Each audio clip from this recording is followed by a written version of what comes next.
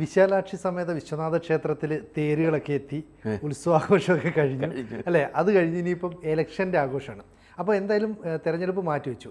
ഇപ്പോൾ പാലക്കാട് നിയമസഭാ മണ്ഡലത്തിൽ ഉപതെരഞ്ഞെടുപ്പൊന്ന് മാറ്റിവെച്ചെങ്കിലും ട്വിസ്റ്റുകളുടെ ഒരു പ്രളയം തന്നെയാണ് കാണാൻ പറ്റിയത്. അപ്രതീക്ഷിതമായിട്ട് കോൺഗ്രസിൽ നിന്നൊരാൾ CPM-ൽ സ്ഥാനാർത്ഥിയാകുന്നു, BJP-യുടെ കൂടെ ഇരിക്കുന്ന ആൾ കോൺഗ്രസിലേക്ക് പോകുന്നു, കോൺഗ്രസിൻ്റെ സ്ഥാനാർത്ഥിയാകുമെന്ന് പ്രതീക്ഷിച്ച ആളെ മാറ്റിയിട്ട് പത്തനംതിട്ടയിൽ നിന്നൊരു യുവതാരം വരുന്നു. അപ്പോൾ പാലക്കാട് നിയമസഭാ തെരഞ്ഞെടുപ്പിൽ ഇത്തവണ ആർക്കൊപ്പമായിരിക്കും ജനങ്ങൾ നിൽക്കുക? ഈ തെരഞ്ഞെടുപ്പ് സമയത്ത് തെരഞ്ഞെടുപ്പ് എന്താണെന്ന് വെച്ചാൽ ജനാധിപത്യ സമ്പ്രദായത്തിലെ യുദ്ധമാണ് തെരഞ്ഞെടുപ്പ്. ഈ യുദ്ധത്തിനൊരു പ്രത്യേകതയുണ്ട്. ഏത് യുദ്ധമായാലും ശരിയാണ്, അതിൽ ഒറ്റുണ്ട്, ഒളിപ്പോരുണ്ട്, കാലുവാരലുണ്ട്, ഒളിവെട്ടുണ്ട്, പിന്നെ എന്താണ് ഈ ഇതുപോലെയുള്ള എല്ലാ കൃത്രിമങ്ങളും, മായായുദ്ധമുണ്ട്. ഇതൊക്കെ വരും. ഇത് ജനാധിപത്യ സമ്പ്രദായത്തിലും എല്ലാ സ്ഥലത്തും സംഭവിക്കുന്നതാണ്. ഇപ്പം മായായുദ്ധം എന്ന് പറഞ്ഞാൽ 1-2 തീരുന്നു, അതിന് പകരമാണ് അപരൻ വരുന്നത്. ഈ അപരൻ അത്ര ചെറുതൊന്നുമല്ല. ഒരു VM സുധീരൻ വന്നു നിന്നിട്ടാണ് VM സുധീരൻ ആലപ്പുഴ ഒരിക്കൽ തോറ്റുപോയത്, മനോജിൻ്റെ അടുത്ത് തോറ്റുപോയത്. അപ്പോൾ ഒരു അപരനെ നിർത്തുകയാണ്. ഈ യുദ്ധത്തിൽ എന്തെല്ലാം തന്ത്രങ്ങളുണ്ടോ ആ തന്ത്രങ്ങൾ മുഴുവനും തെരഞ്ഞെടുപ്പ് കാലത്ത് ജനാധിപത്യ സമ്പ്രദായത്തിൽ അക്രമാസക്തമല്ലാതെ വിനിയോഗിക്കപ്പെടും.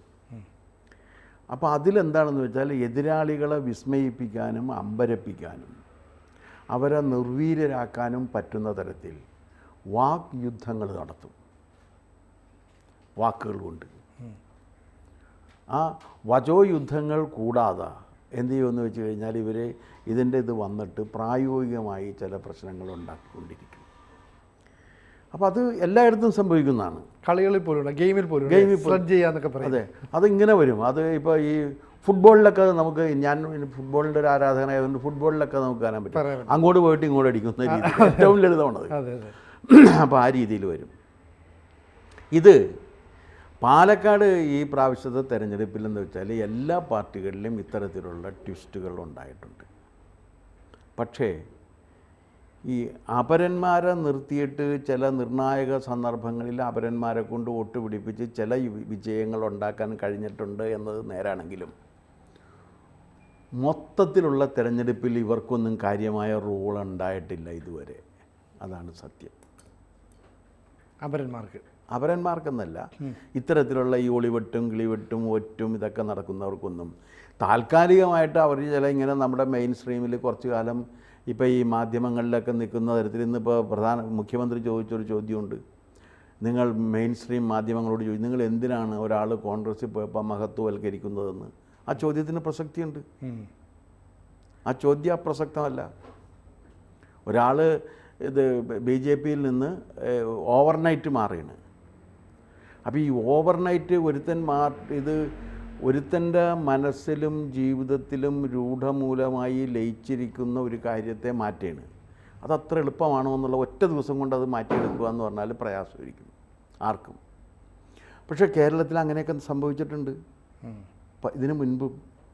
കാരണം NSSൻ്റെ ജനറൽ സെക്രട്ടറി ആയിരുന്ന MN ഗോവിന്ദൻ നായരാണ് കമ്മ്യൂണിസ്റ്റ് പാർട്ടിയുടെ ജനറൽ സെക്രട്ടറി ആയിട്ട് വന്നത്. അങ്ങനെ പല സന്ദർഭങ്ങളിൽ ഇങ്ങനെയൊക്കെ ഉണ്ടായിട്ടുണ്ട്. അതുപോലെ SNDPയുടെ നേതാവായിരുന്ന M ഗംഗാരനാണ് ഇവിടെ CPM-ൻ്റെ കമ്മ്യൂണിസ്റ്റ് പാർട്ടിയുടെ നേതാവായിട്ടൊക്കെ വന്ന് അങ്ങോട്ടും ഇങ്ങോട്ടുമൊക്കെ വന്നിട്ടുണ്ട്. R സുഗതൻ അടക്കമൊക്കെ വന്നിട്ടുണ്ട്. അതൊക്കെ അങ്ങോട്ടും ഇങ്ങോട്ടുമൊക്കെ ഇങ്ങനെ ഈ മാറ്റങ്ങൾ ഉണ്ടായിട്ടുണ്ട്. അപ്പോൾ ആ രീതിയിലുള്ളൊരു മാറ്റങ്ങൾ വരുന്നു എന്നതാണ് ഇപ്പോഴത്തെ പ്രധാനം.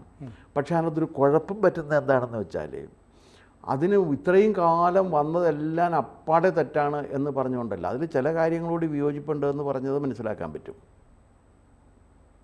അല്ലാണ്ട് അത് അപ്പാടെ തെറ്റായിരുന്നു. ഇപ്പോൾ ഉദാഹരണത്തിന് പറയുന്നു, ഞാൻ ഇത്രയും കാലം വെറുപ്പിൻ്റെ രാഷ്ട്രീയത്തിലായിരുന്നു, ഇപ്പം ഞാൻ സ്നേഹത്തിൻ്റെ രാഷ്ട്രീയത്തിലേക്ക് മാറി എന്ന് പറഞ്ഞാൽ അത് ഈ പറയുന്ന ആളും വിശ്വസിക്കുന്നില്ല, കേൾക്കുന്നവനും വിശ്വസിക്കുന്നില്ല. ഒറ്റ രാത്രി കൊണ്ട് അത്രയും കാലം വെറുപ്പായിരുന്ന ഒരാൾ ഒറ്റ രാത്രി കൊണ്ട് ഒരു മാജിക് വാൻഡ് കൊണ്ട് സ്നേഹത്തിലേക്ക് പോവുക. ഇനി ഒന്ന്, ഏതർത്ഥത്തിലാണ് ഒരു രാഷ്ട്രീയം സ്നേഹത്തിൻ്റേത് വേറൊരു രാഷ്ട്രീയം വെറുപ്പിൻ്റേത് എന്ന് പറഞ്ഞ് തരംതിരിക്കുന്നതിൻ്റെ മാനദണ്ഡം എന്താണ്? ഏത് മാനദണ്ഡം അനുസരിച്ചിട്ടാണ് അത് വെക്കുന്നത്? എനിക്കൊരു കൗണ്ടർ ആർഗ്യുമെൻ്റ് ഉണ്ട് അതിന്. ഏത് മാനദണ്ഡം അനുസരിച്ചിട്ടാണ് ഒരു ജനാധിപത്യ സംവിധാനത്തിൽ ഇസ്ലാമിക മതനിയമം അനുസരിച്ച് സ്വത്തുക്കൾ കൈകാര്യം ചെയ്യാമെന്ന നിയമം ഉണ്ടാക്കുന്നത്? വെറുപ്പിൻ്റെ രാഷ്ട്രീയമാണോ സ്നേഹത്തിൻ്റെ രാഷ്ട്രീയമാണോ? ഏത് കടയിലാണത്? ഏത് അടുക്കളയിലാണ് ആ ഇറച്ചി വേവുന്നത്? ഈ ചോദ്യമില്ലേ? അതെ. അതുണ്ടാക്കിയത് പണ്ഡിറ്റ് ജവഹർലാൽ നെഹ്റുവാണ് 1954. ഇസ്ലാമിക ശരീഅത്ത് നിയമം അനുസരിച്ച് വഖഫ് നിയമം ഉണ്ടാക്കി എന്നുള്ളതിൻ്റെ ക്രെഡിറ്റ് പണ്ഡിറ്റ് ജവഹർലാൽ നെഹ്റുവിന് അവകാശപ്പെട്ടതാണ്. അദ്ദേഹമാണെങ്കിൽ സെക്യുലറിസ്റ്റാണ്. ഞാൻ ചോദിക്കട്ടെ, ഭൂമി കൈകാര്യം ക്രയവിക്രയം ചെയ്യുന്നതിന് മതത്തിന് എന്ത് റോളാണ് ഉള്ളത്? അതാത് കാലത്തെ ലാൻഡ് മാർക്കറ്റല്ലേ നിശ്ചയിക്കേണ്ടത്, അതിൻ്റെ റെഗുലേഷൻസ് അല്ലേ വേണ്ടത്. അതിന് മതത്തിന് എന്ത് റോളാണ് ഉള്ളത്?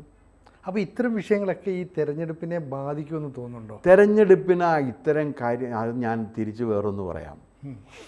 നിങ്ങളുടെയൊക്കെ കാലത്തിന് മുമ്പ്, എൻ്റെയൊക്കെ ചെറുപ്പകാലത്ത്, ഞാനൊക്കെ നിങ്ങളുടെ പ്രായത്തിലിരിക്കുന്ന കാലത്ത് ഇവിടെ രണ്ട് പ്രമുഖ പത്രങ്ങളേ ഉള്ളൂ, മാതൃഭൂമിയും മനോരമയും. അത് കഴിഞ്ഞിട്ട് മനോരമ 1-ാം സ്ഥാനത്തെത്തി, മാതൃഭൂമി 2-ാം സ്ഥാനത്തും പോയി. ആദ്യം മാതൃഭൂമി 1-ാം സ്ഥാനത്തും മനോരമ 2-ാം സ്ഥാനത്തുമായിരുന്നു. ഈ 2 പത്രങ്ങളും ഒരു തെരഞ്ഞെടുപ്പിലും ഒരു കാരണവശാലും LDFിനെ പിന്തുണച്ചിട്ടില്ല. 2 പത്രങ്ങളും അവരെല്ലാം UDFിനെയാണ് പിന്തുണക്കുന്നത്. ഇപ്പോഴും അത് തന്നെയാണ് ചെയ്യുന്നത്. പാലക്കാട് തെരഞ്ഞെടുപ്പിൽ ഞാൻ ഈ നേരത്തെ പറഞ്ഞ 2 പത്രങ്ങളും കലവറയില്ലാത്ത പിന്തുണയാണ് ആർക്ക് കൊടുക്കുന്നത്? UDFിന് കൊടുക്കുന്നത്. കലവറയില്ല. അന്നും അങ്ങനെ തന്നെയായിരുന്നു. പക്ഷേ ഒരു കാര്യം നിങ്ങൾ മനസ്സിലാക്കണം, ഓൾട്ടർനേറ്റീവായിട്ട് LDF ജയിച്ചിട്ടുണ്ട്. അതെ. അപ്പോൾ ഈ മാധ്യമങ്ങൾ കൊണ്ട് എന്ന് അവരവകാശപ്പെടുന്ന ഒരു സ്വാധീനം തെരഞ്ഞെടുപ്പിൽ പ്രതിഫലിക്കുകയായിരുന്നു എങ്കിൽ തീർച്ചയായിട്ടും ഒരു കാരണവശാലും ഇവർ ജയിക്കുമായിരുന്നില്ല. LDFിന് ഭരണത്തിൽ വരാനേ പറ്റില്ല. അപ്പോൾ അതുകൊണ്ട് ജനങ്ങളെ ഇതല്ല, ജനങ്ങൾക്ക് ജനങ്ങളുടെ അസസ്മെൻ്റ് ഉണ്ട്. കേരളത്തിലാണെങ്കിൽ ഒരു ഇതുള്ളതെന്ന് വെച്ചാൽ, കുറേ പേർക്ക് രാഷ്ട്രീയത്തോട് താല്പര്യമുണ്ട്, രാഷ്ട്രീയത്തോട് താല്പര്യമുള്ളവർ ആ രാഷ്ട്രീയത്തോട് ഒട്ടിച്ചേർന്ന് നിൽക്കുന്നവരുമാണ്. അവരങ്ങനെ ഇടയ്ക്കിടയ്ക്ക് മാറിപ്പോകുന്നവരല്ല. അവർ ആ രാഷ്ട്രീയത്തോട് ഒട്ടിച്ചേർന്ന് നിൽക്കുന്നുണ്ട്. ചെറിയ ശതമാനമെങ്കിലും ഉണ്ട്, എല്ലാ പാർട്ടികൾക്കും ഉണ്ടത്. അതെ. അല്ലാത്തവരുണ്ട്, അവരതാത് സന്ദർഭങ്ങളിൽ നോക്കിയിട്ടാണ് ചെയ്യുക. ഇപ്പോൾ ഈ തെരഞ്ഞെടുപ്പിൽ ഇപ്പോൾ സരിൻ അപ്പുറത്ത് സ്ഥാനാർത്ഥിയായിട്ട് വന്നതോടുകൂടിയും BJPയുടെ ഒരു യുവനേതാവല്ല, 40 വയസ്സൊക്കെ കഴിഞ്ഞാൽ എങ്ങനെയാണ് യുവനേതാവെന്ന് പറയുക? ഒരു നേതാവ് അപ്പുറത്തേക്ക് ഇപ്പോൾ ഗോദറേജ് ഡൈയൊക്കെ ഉള്ളതിൻ്റെ പേരിൽ ആർക്കും വേണമെങ്കിൽ യുവാവായിട്ടിരിക്കാം എന്നുള്ളതല്ലാതെ 40 വയസ്സ് കഴിഞ്ഞാൽ പിന്നെ യുവാവല്ലല്ലോ. അപ്പോൾ 40 വയസ്സ് കഴിഞ്ഞ ഒരാൾ അപ്പുറത്തേക്ക് പോയി എന്നുള്ളതും ഒക്കെ എന്ന് വെച്ച് കഴിഞ്ഞാൽ ഇതൊക്കെ എല്ലാ തെരഞ്ഞെടുപ്പുകളിലും സ്വാഭാവികമായിട്ട് സംഭവിക്കുന്ന കാര്യങ്ങളാണ്. അതിൻ്റെ പേരിലൊന്നും തെരഞ്ഞെടുപ്പിൽ വോട്ട് നിലയെ ബാധിക്കില്ല എന്നാണ് ഇത്രയും കാലം ഇത് നിരീക്ഷിച്ച ഒരാൾ എന്ന നിലയ്ക്ക് എനിക്ക് തോന്നിയിട്ടുള്ളൊരു കാര്യം. അതങ്ങനെ ബാധിക്കാറില്ല. എത്ര എങ്ങനെയൊക്കെ നമ്മൾ ഇത് പ്രചരിപ്പിച്ചാലും, എത്ര എങ്ങനെ പ്രശംസിച്ച് പറഞ്ഞാലും, പക്ഷെ ജനങ്ങൾക്ക് അവരുടെ ഒരു അസസ്മെൻ്റ് ഉണ്ട്. ഇനി പാലക്കാട്ടിലേക്ക് വരാം. പാലക്കാട് ഈ 3 കക്ഷികളിൽ പാലക്കാട് ഏറ്റവും കൂടുതൽ ജയസാധ്യത ഉള്ള, സ്വാഭാവികമായിട്ട് ജയസാധ്യത ഉള്ളൊരു കക്ഷി BJPയാണ്. എന്തുകൊണ്ടെന്ന് വെച്ച് കഴിഞ്ഞാൽ എന്നും ജയസാധ്യത ഉള്ളത് BJPക്കാണ്. നേരത്തെ ഇപ്പോൾ ഈ സരിൻ പറഞ്ഞ രീതിയിൽ ഇവർ ഒരു LDF UDF ആ ലാസ്റ്റ് മിനിറ്റിൽ BJP ജയിക്കരുത് എന്ന് കരുതി ഉണ്ടാക്കുന്ന ഒരു ധാരണയുടെ പുറത്താണ് അവർ BJP പരാജയപ്പെട്ടു പോകുന്നത്. ഈ ശ്രീധരന് കഴിഞ്ഞ വളരെ വൈഫർ തിൻ മെജോറിറ്റിയുടെ ഇതില്ലാത്ത ജയിക്കുന്നത് ഇങ്ങനെ ഈ അഡ്ജസ്റ്റ്മെൻറ്റിൻ്റെ പുറത്താണ്. അതാണ് 3000-4000 വോട്ട് മറിച്ചു സരിൻ തന്നെ പറഞ്ഞു. സരിൻ തന്നെ പറഞ്ഞു. അത്രയും മരിച്ചപ്പോഴാണ് 3000 ചില്ലാൻ വോട്ടിന് ഇയാൾ ജയിച്ചു പോകുന്നത്. പിന്നെ ഞാൻ വേറെ തിരിച്ചു ചോദിക്കട്ടെ, ഷാഫി പറമ്പിൽ തെരഞ്ഞെടുപ്പിന് മത്സരിക്കുന്ന സമയത്ത് അവിടുത്തെ മുസ്ലിം ജനവിഭാഗം ഒരുമിച്ച് ചേർന്നുകൊണ്ട് ഷാഫിക്ക് വോട്ട് ചെയ്താൽ അത് ജനാധിപത്യമാണോ അതേ വർഗീയതയാണ്? സ്വാഭാവികമായിട്ടും വർഗീയത തന്നെയാണ്. അപ്പോൾ പിന്നെ എന്താണ് ഈ പറയുന്നത്? അപ്പോൾ ആ അപ്പോൾ വർഗീയത അപ്പോൾ ചോദ്യമുണ്ട്, അത് സ്നേഹത്തിൻ്റെ രാഷ്ട്രീയമാണോ വെറുപ്പിൻ്റെ ചായക്കടയാണോ? ഈ ചോദ്യമില്ലേ? അതുണ്ട്. ഈ ചോദ്യത്തിന് ഉത്തരം കിട്ടണം. മുസ്ലിം സമുദായം ഒരുമിച്ച് ചേർന്നുകൊണ്ട് ഏതെങ്കിലും ഒരു സ്ഥാനാർത്ഥിക്ക് വോട്ട് ചെയ്യുന്നത് സ്നേഹത്തിൻ്റെ കടയിലാണ്, സ്നേഹത്തിൻ്റെ അടുക്കളയിൽ വേവുന്ന ഇറച്ചിയാണ്. നേരെ തിരിച്ച് വേറെ ആരെങ്കിലും ചെയ്തു കഴിഞ്ഞാൽ അത് വർഗീയതയാണ് എന്ന് പറയുന്നതിൽ എന്താ അർത്ഥം? അങ്ങനെ പറയുന്നതിൽ കോൺഗ്രസും CPM ഒരുപോലെ നിൽക്കുന്നുണ്ട്. ഒരുപോലെ നിൽക്കും. അവിടെയാണോ എൻ്റെ പ്രശ്നം വരുന്നത്? ഇപ്പോൾ ഒരു ഉദാഹരണം, ഇപ്പോൾ ഈ മുനമ്പത്ത് കത്തോലിക്ക സഭ ഇടപെടുന്നത് തെറ്റ്. അപ്പം മുസ്ലിം ലീഗ് ഇടപെട്ടിട്ട് ഈ വൃത്തികേട് മുഴുവൻ ഉണ്ടാക്കിയത് ശരിയോ? അപ്പോൾ അത് മതേതരത്വമാണെന്ന് പറയും. അവിടെയാണ് ഇതിൻ്റെ അപകടം. അപ്പോൾ ഇവർ ചെയ്തുകൊണ്ടിരിക്കുന്നത് എന്താണെന്ന് വെച്ചാൽ, ഇത് ചെയ്തതിന് ശേഷം പിന്നെ പ്രചരണമാണ്. വചോയുദ്ധങ്ങളാകാം, അതെ, ഈ വാക്കുകൾ കൊണ്ട് മുറിവേൽപ്പിക്കാം, വാക്കുകൾ കൊണ്ട് തെറ്റായ കാര്യങ്ങൾ പ്രചരിപ്പിക്കാം. അങ്ങനെ വാക്കുകൾ കൊണ്ട് തെറ്റായ കാര്യങ്ങളാണ് കേരള രാഷ്ട്രീയത്തിൽ പ്രചരിപ്പിക്കപ്പെട്ടുകൊണ്ടിരിക്കുന്നത്. ഇന്നും അത് തന്നെ ചെയ്തുകൊണ്ടിരിക്കുകയാണ്. ഞാൻ ഈ ചോദ്യത്തിന് അവരൊരു ഉത്തരം പറയണ്ടേ? ഷാഫി പറമ്പിൽ മത്സരിച്ച സമയത്ത് പിരാരൂര് പഞ്ചായത്തിലെയും ബാക്കി പ്രദേശത്തിലെയും മുസ്ലിം ജനവിഭാഗം ഒരുമിച്ച് ചേർന്നുകൊണ്ട് ഷാഫിക്ക് വോട്ട് ചെയ്തു. അത് വസ്തുതയാണ്. അതെ, ആ വസ്തുത ജനാധിപത്യത്തിൻ്റെ ശ്രീകോവിലിൽ ഇപ്പം നമ്മൾ പാകം ചെയ്തെടുക്കുന്ന സ്നേഹത്തിൻ്റെ രാഷ്ട്രീയമാണെന്ന് പറഞ്ഞു കഴിഞ്ഞാൽ, അത് അംഗീകരിച്ചു കഴിഞ്ഞാൽ ഹിന്ദുക്കൾക്ക് വോട്ട് ചെയ്യുന്നതും സ്നേഹത്തിൻ്റെ രാഷ്ട്രീയമാണെന്ന് അംഗീകരിക്കേണ്ടി വരും. ക്രിസ്ത്യാനികൾക്ക് വോട്ട് ചെയ്യുന്നതും സ്നേഹത്തിൻ്റെ രാഷ്ട്രീയമാണെന്ന് അംഗീകരിക്കേണ്ടി വരും. അല്ലാതെ ഞങ്ങൾ ചെയ്യുമ്പോൾ സ്നേഹത്തിൻ്റെ രാഷ്ട്രീയം, നിങ്ങൾ ചെയ്താൽ വെറുപ്പിൻ്റെ എന്ന് പറയുന്ന ഒരു രീതിയുണ്ടല്ലോ, അതങ്ങ് കയ്യിൽ മടക്കി വച്ചാൽ മതി എന്ന് എല്ലാവരും പറഞ്ഞാൽ അതിനാരെയും കുറ്റപ്പെടുത്താൻ കഴിയില്ല. അപ്പോൾ അതുകൊണ്ട് ആ ഒരു ബേസിക് സ്ട്രക്ചറിന് ഇപ്പോഴും അവിടെ ഒരു മാറ്റവും സംഭവിച്ചിട്ടില്ല.